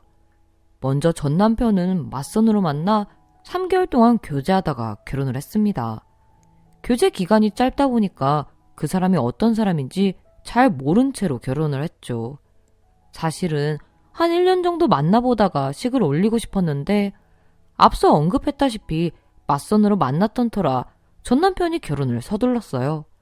양가 부모님도 빨리 결혼을 하기를 원했고요. 그래서 어쩔 수 없이 번갯불에 콩 구워 먹듯이 결혼을 했는데 그 결혼이 8년 만에 깨지고 말았습니다. 전 남편은 한없이 다정하고 자상한 사람이었어요. 아이에게도 무척 잘했고요. 정말 전형적인 애처가였죠. 친구들은 애처가인 남편을 둔 저를 모두 부러워했습니다. 시집 잘 가서 좋겠다고, 나도 네 남편 같은 남자랑 다시 결혼하고 싶다고 한마디씩 했어요. 저는 그런 친구들의 시선이 내심 좋았던 터라 틈만 나면 전 남편 자랑을 하곤 했습니다. 팔불출이라는 소리를 들어도 전 남편을 주변 사람들에게 자랑하고 싶었거든요. 그런데 그랬던 저희 부부의 관계에 균열이 생기기 시작한 것은 결혼한 지 7년째가 되었을 때였어요. 전 남편이 출근을 하고 아이를 유치원에 보내놓고 집안일을 하고 있는데 누군가가 초인종을 눌렀습니다. 저는 현관 앞으로 가서 누구세요? 라고 물어봤죠. 그랬더니 어떤 여자가 전 남편의 이름을 말하면서 땡땡땡씨 집이 맞나요? 라고 하는 거예요. 그래서 전 남편 손님인 것 같아서 문을 열었더니 화려한 옷차림의 여자가 제 앞에 서 있었습니다. 그래서 저는 여자에게 남편은 지금 출근하고 없는데 실례지만 누구시죠? 라고 물었어요. 그랬더니 그 여자가 남편이 출근한 사실을 알고 있다고 하면서 할 말이 있으니 시간을 좀 내달라고 했죠. 그래서 그 말을 듣고 저한테 할 말이 있다고요? 라고 했더니 고개를 끄덕였습니다. 그래서 저는 일단 여자를 집 안으로 들여보냈어요. 그리고 커피 한 잔을 타서 건네주었죠. 여자는 고맙다고 인사하면서 커피를 마셨습니다. 저는 그런 여자한테 그런데 할 말이 뭐예요? 라고 물었어요. 그랬더니 여자가 그 전에 보여줄 게 있다고 하면서 핸드백에서 사진 여러 장을 꺼내 저에게 건네었죠. 그래서 그 사진을 봤는데 심장이 멎는 줄 알았어요. 왜냐하면 사진 속에는 전 남편과 그 여자가 들어있었거든요. 두 사람은 호텔로 보이는 곳에서 샤워 가운만 입은 채 다정한 자세로 사진을 찍었습니다. 저는 부들부들 떨리는 손으로 사진을 구기면서 여자에게 이 사진이 대체 뭐냐고 물었죠. 그러자 여자가 7월 달에 같이 여행 가서 찍은 사진이라고 했어요. 그래서 그 말을 듣고 곰곰이 생각해 봤는데 전 남편이 7월 중에 출장을 간 적이 있었습니다. 결국 전 남편의 출장은 거짓말이었던 거예요. 저는 그런 줄도 모르고 2주 동안 타지에서 고생할 전 남편을 생각하면서 짐도 손수 싸주었는데 정말 어이가 없는 일이었죠. 그리고 계속해서 저는 그 여자에게 우리 남편과는 어디서 어떻게 만난 거냐고 물었습니다. 그랬더니 그 여자가 당신이 그 사람을 만나기 전부터 나랑 그 사람은 애인 사이였어요. 갑자기 당신이 나타나서 우리 사이를 방해한 거지. 라고 말했죠. 그래서 대체 그게 무슨 말이냐고 물었더니 더 자세히 말해 주었습니다. 원래 전 남편과 그 내연녀는 결혼하려고 했대요. 그런데 시어머니가 반대해서 결혼을 할 수가 없었던 거였죠. 그리고 시어머니가 내연녀랑 헤어지라고 맞선 자리를 주선했는데 그 맞선녀가 바로 저였던 것이었습니다. 결국 시어머니를 꺾지 못한 전 남편은 억지로 저와 결혼을 한 거였죠. 그러면서 동시에 자신의 여자친구인 내연녀를 계속 만나고 있었던 거예요. 그래서 저는 여자에게 이제라도 사실을 알았으면 전 남편과 헤어져 달라고 했습니다. 하지만 내연녀는 자신은 전 남편과 떨어질 수 없는 사이라고 하면서 그냥 돌아가 버렸어요. 그리고 저는 내연녀가 돌아간 후 아무것도 할 수가 없었죠. 그래서 아이를 친정 엄마에게 급히 맡기고 하루 종일 침대에 누워 있었습니다. 그랬더니 퇴근하고 집에 온 전 남편이 제 표정을 보더니 무슨 일이냐고 물었어요. 그리고 그 말을 듣는 순간 피가 거꾸로 쏟아오르는 것 같아서 자리에서 벌떡 일어나 베고 있던 베개를 전 남편에게 집어던졌죠. 그러자 전 남편이 갑자기 왜 이러냐고 하면서 저에게 화를 내었습니다. 저는 그런 전 남편에게 아까 낮에 당신 애인이 찾아왔더라? 라고 말했어요. 그래서 제 말에 전 남편은 뻔뻔하게 애인이라니 그게 무슨 소리야? 라고 말했죠. 하지만 제가 증거 사진도 다 받고 둘이 어떤 사이인지 이미 다 알고 있다고 하니까 그제야 저에게 미안하다며 고개를 숙였습니다. 그래서 제가 어떻게 만나는 애인이 있으면서 나랑 결혼해서 애까지 낳을 수 있냐고 따졌더니 시어머니를 이기지 못해서 저지른 실수라고 했어요. 그 말을 듣고 제가 실수? 그럼 나랑 결혼한 게 실수라는 거야? 라고 물었더니 고개를 떨구면서 내가 진짜 할 말이 없다. 미안해. 라고 했죠. 그때 이혼했어야 하는 건데 바보 같은 저는 제 아들에게서 아빠를 빼앗고 싶지 않았습니다. 그래서 전 남편에게 이혼은 없다고 그러니까 그 여자 당장 정리하라고 했어요. 그리고 전 남편은 시간을 주면 정리하겠다고 했지만 일주일 후에 말을 바꾸더니 저에게 이혼을 요구했죠. 자기야 이혼만 해주면 살던 집을 저에게 주겠다고 하면서요. 하지만 어떻게든 이혼은 막고 싶었던 저는 안간힘을 다해서 1년 동안 버텼습니다. 그러나 그러는 사이에 전 남편은 대놓고 그 내연녀를 만나기 시작했죠. 그러니 더 이상 못할 짓 같더라고요. 이렇게 가정을 유지하는 게 오히려 아이에게 더 안 좋은 것 같았어요. 그래서 결국 저는 전 남편에게 이혼하겠다고 했습니다. 전 남편은 기다렸다는 듯이 저에게 이혼 서류를 건네줬어요. 그리고 그렇게 저는 양육관과 살던 집 그리고 약간의 위자료를 받고 그 사람과 이혼을 했죠. 그리고 전 남편은 이혼하자마자 그 내연녀와 재혼을 했습니다. 말로는 다 설명할 수 없는 상처를 받은 저는 우울증에 걸려서 1년 동안 고생을 했어요. 고맙게도 힘들어하는 저를 위해서 친정 엄마가 아이를 많이 봐주셨죠. 그리고 1년 후에 드디어 정신을 차리고 저는 동네 마트에서 아르바이트를 시작했습니다. 많은 돈을 벌진 못했지만 저랑 아이가 먹고 살 만큼은 벌었어요. 그러다 아들이 중학생이 되니까 나가는 돈이 더 많더라고요. 그래서 마트를 그만두고 친구 소개를 받아 고깃집에서 일을 하게 되었습니다. 다행히 고깃집 사장님은 아주 좋은 분이셨어요. 제가 혼자서 아이를 키우고 있다는 사실을 알고 반찬도 많이 챙겨주셨죠. 알고 보니 사장님도 혼자서 딸아이를 키우는 싱글맘이더라고요. 그래서 같은 싱글맘이라는 사실에 유대관계가 생겨서 저는 사장님과 급속도로 친해졌습니다. 그러던 어느 날 사장님이 저에게 혁이 엄마는 재혼할 생각 없어? 라고 물어보셨죠. 그래서 제가 아직 재혼은 생각해 본 적이 없다고 했더니 그럼 연애도 아예 생각 없어? 라고 다시 물어보셨어요. 그 말에 저는 그냥 우리 아들만 바라보면서 살려고요. 라고 대답했죠.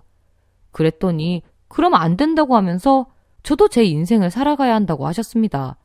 그러면서 본인이 남자 하나 소개해 줄 테니까 만나보라고 했죠.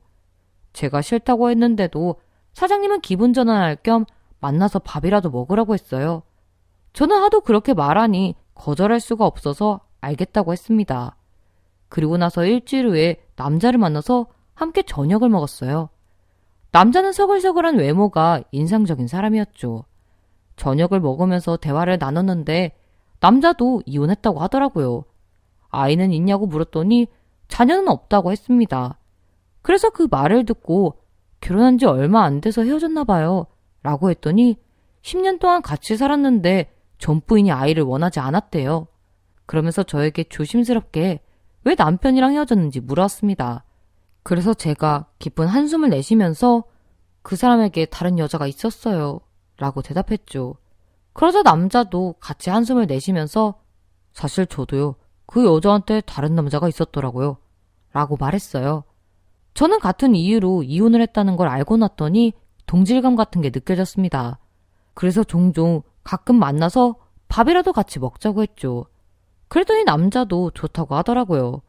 그리고 그 이후부터 저는 그 남자와 연애를 하다가 재혼을 하게 되었습니다. 남편과의 결혼 생활은 정말 많이 행복했어요. 전 남편에게 받은 상처를 말끔하게 씻어낼 만큼 정말 좋았죠. 게다가 남편은 우리 아들에게도 잘했습니다. 당연히 아들도 남편을 잘 따랐고요. 당시 남편은 사업을 하고 있었는데 일이 많아서 야근이 잦았어요. 출장을 가는 날도 많았죠. 하지만 남편은 2시간마다 연락해서 어디에서 뭘 하고 있는지 말해주었습니다. 제가 굳이 말해줄 필요 없다고 했는데도 남편은 이래야 내 마음이 편해 라고 하면서 자신의 일과를 상세히 말해줬어요. 저는 세심하게 남편이 저를 배려해주니까 너무 고마웠죠. 그런데 어느 날 남편이 야근하느라 늦고 오랜만에 아들이랑 치킨을 시켜 먹고 있는데 뜬금없이 아들이 저에게 엄마 행복해? 라고 물었습니다. 그래서 그 말을 듣고 제가 아들에게 갑자기 그런 건 왜 물어? 라고 물어봤죠. 그랬더니 아들이 자기는 엄마가 행복했으면 좋겠다고 하더라고요. 그래서 저는 아들에게 엄마 요즘 너무 행복해 라고 말했고 아들은 그럼 됐다고 했습니다. 하지만 어쩐지 아들 기분이 좋지 않은 것 같아서 무슨 일이 있느냐고 물었지만 그냥 피곤해서 그렇다고 하고 방으로 들어갔어요. 그러나 엄마의 입장에선 저는 신경이 쓰이기 시작했죠. 그래서 집에 온 남편에게 요즘 아들의 기분이 좋지 않은 것 같다고 말했습니다. 그랬더니 남편이 자기가 신경 쓸 테니까 걱정하지 말라고 하더라고요. 그러더니 주말에 아들을 데리고 사우나에 갔어요. 처음에 아들은 가고 싶지 않다고 했는데 남편이 제발 한 번만 같이 가달라고 졸라서 아들을 데려갔죠. 그리고 집에 왔을 때 남편에게 아들이랑 무슨 얘기를 했냐고 물었습니다. 그랬더니 남편이 아들이 요즘 공부 때문에 스트레스를 받는 것 같다고 하더라고요. 그래서 제가 그거 말고 다른 일은 없는 것 같냐고 물었더니 공부 말고 다른 일은 없는 것 같다고 했어요. 그래서 큰일이 아니면 됐다는 생각으로 저는 그냥 넘어갔습니다. 그런데 일주일 후 방에서 공부하던 아들이 갑자기 거실로 나오더니 할 말이 있다고 하는 거예요. 그래서 제가 무슨 할 말? 이라고 물었더니 심각한 표정으로 저에게 엄마는 아저씨를 어디까지 믿어? 라고 물었습니다. 그러면서 자기는 새아빠를 믿지 않는다고 했죠. 그리고 아들의 말을 들은 저는 새아빠랑 무슨 일이 있었냐고 물었어요. 그러자 아들이 소스라치게 놀랄 만한 이야기를 해줬습니다. 글쎄 아들이 남편에게 다른 여자가 있는 것 같대요. 제가 아들에게 그걸 어떻게 하냐고 물었더니 직접 봤다고 했죠. 그래서 대체 무엇을 봤느냐고 물었더니 아들이 밤에 산책을 할 겸 동네 공원에 나갔다가 거기서 남편이랑 어떤 여자가 벤치에 앉아서 다정하게 대화를 하는 모습을 봤다고 했습니다. 그래서 제가 그냥 아는 사람 아닐까? 친구일 수도 있잖아. 라고 했더니 대화를 하는 내내 손을 잡고 있었대요. 정말 뒤통수를 세게 얻어맞은 기분이었죠. 세상 모든 남자가 바람을 피워도 저는 우리 남편은 아닐 거라고 생각했거든요. 전 남편과 외도 때문에 이혼한 것을 남편이 알고 있었으니까요. 그래서 퇴근한 남편에게 대놓고 그 여자가 누구냐고 물어봤습니다. 그러자 남편이 깜짝 놀라면서 그걸 어떻게 알았냐고 묻는데 아들이 봤다는 말은 하지 않고 제가 아는 사람이 우연히 보고 저에게 말했다고 했어요. 그랬더니 남편이 그냥 친구라고 하더라고요. 그래서 제가 남편에게 둘이 손도 잡고 있었다고 하던데? 라고 했더니 위로해 주려고 그랬다고 했습니다. 그러면서 그 친구가 남편이랑 싸우고 울면서 전화를 해서 공원에서 만나서 달래줬대요. 원래는 그러지 않는데 그 부부랑 친한 사이여서 신경이 쓰였다고 했죠. 그리고 친하다는 말에 그럼 제가 아는 사람이냐고 했더니 저는 모르는 친구들이라고 했습니다. 안 그래도 저에게 한번 소개해 주려고 했는데 요즘은 바빠서 만날 시간이 없었대요. 그래서 저는 그런 남편 말을 믿었습니다. 당황하지 않고 자연스럽게 말하는 걸 봤을 때 거짓말하는 것 같진 않았거든요.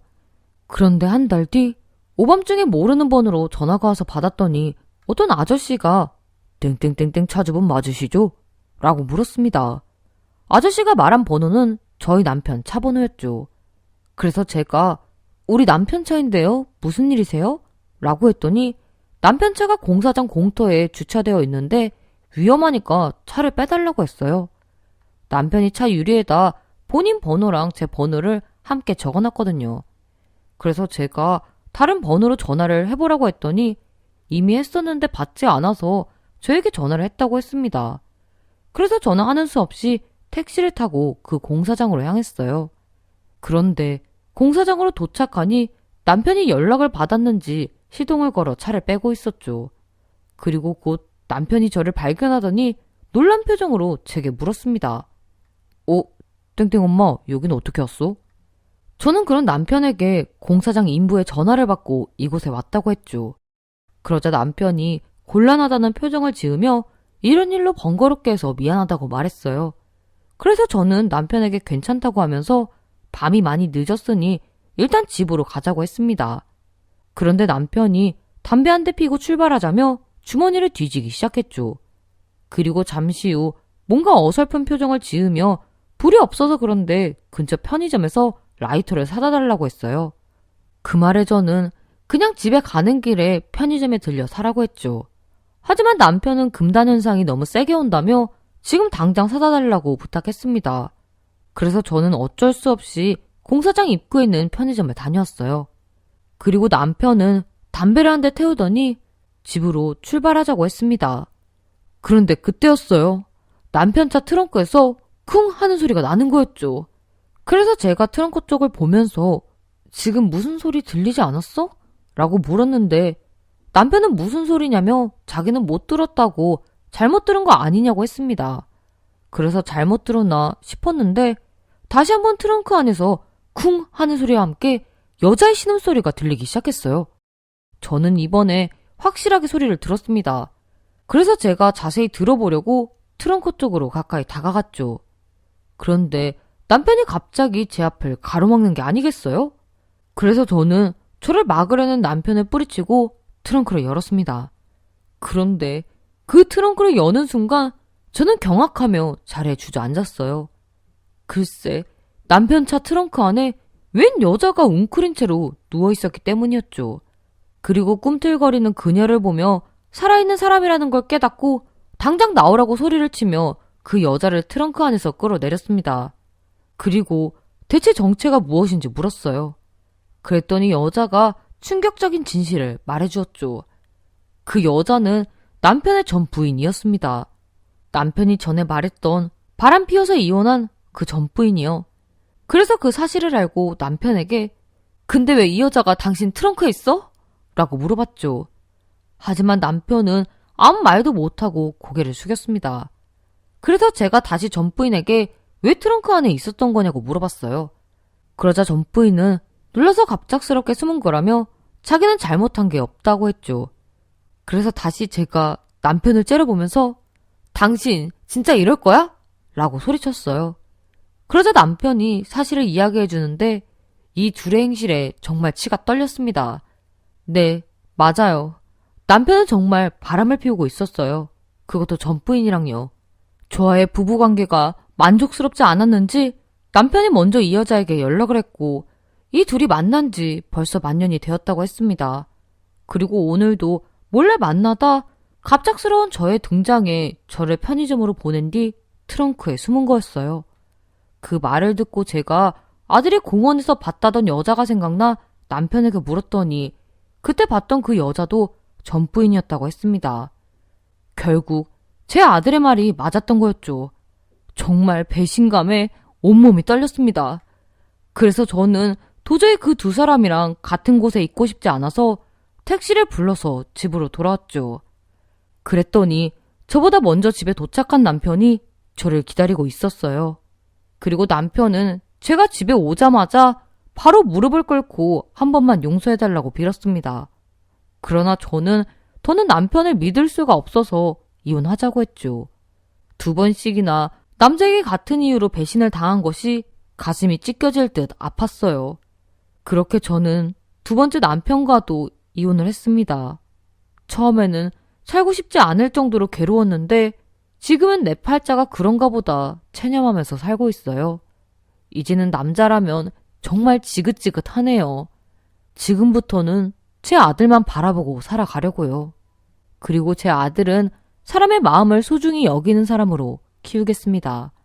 그래서 나중에 좋은 신부감을 얻길 바래요. 그럼 지금까지 제 이야기를 들어주셔서 감사합니다. 모두 건강하세요. 오늘의 사연에 여러분의 소중한 댓글 참여 기다리면서 구독, 좋아요, 공유는 물론 알람 설정도 부탁드립니다.